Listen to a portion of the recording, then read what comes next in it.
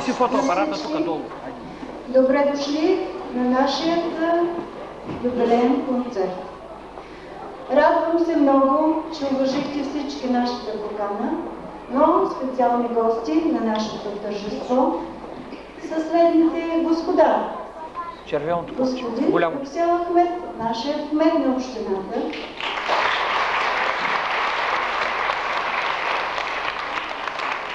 Госпожа Йорданка Стойчева, заместник кмет на общината. И господин Юксел Ахмед, заместник кмет също на общината.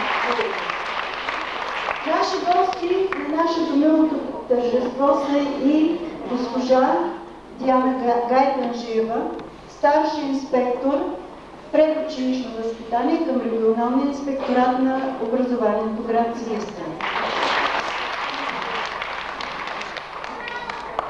Наши специални гости също са бивши детски учителки и персонал на ЦДГ Щастливо детско град Дулово. Наши гости също са и всички родители, които са винаги и всеки ден до нас. Добре дошли и приятно гледане! Преди това давам думата за приветствие на господин Юксел Ахмед, кмет на община Дулово.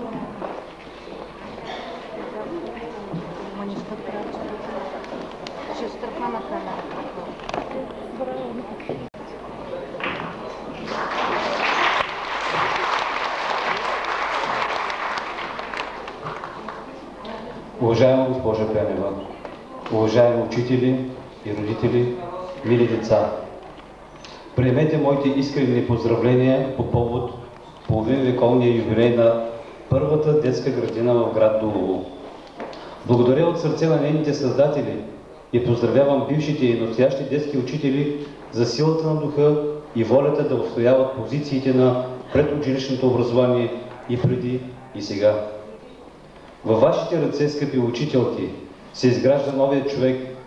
Вие сте тези, които отваряте света на познанието пред любопитните детски очи и подготвяте детето за среща с училището.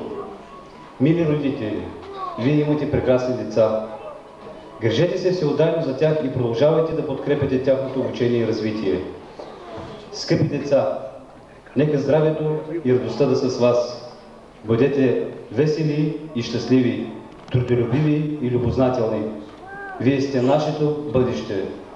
Честит празник, честит юбилей, светъл и хубав 24 май.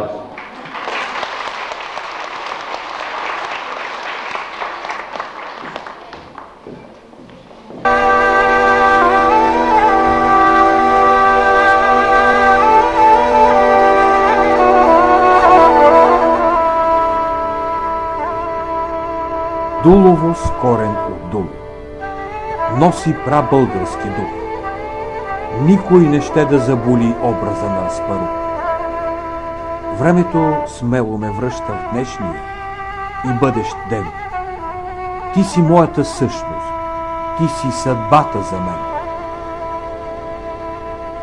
В далечната 1942 година едно малко селце в Добруджа получава името Дулово и от тогава до днес носи името на славната прабългарска династия Дулово.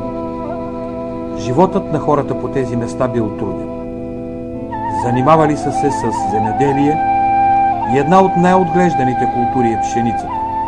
Затова и в герба на града място са заели житните класове. Но местността била безводна. Хората добивали вода от кладенци. Когато е жътва, жатварки отнасяли с тонни скъпоценната течност на нивите.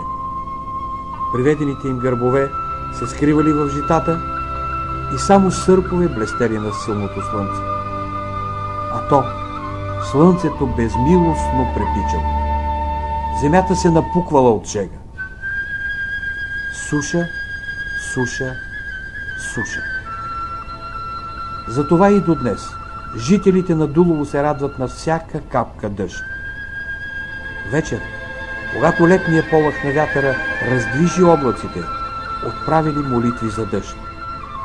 И до днес в местността Жажда, там където били първите махали на града, стои изправения силует на жена, вдигнала нагоре ръце, молеща се за дъжд.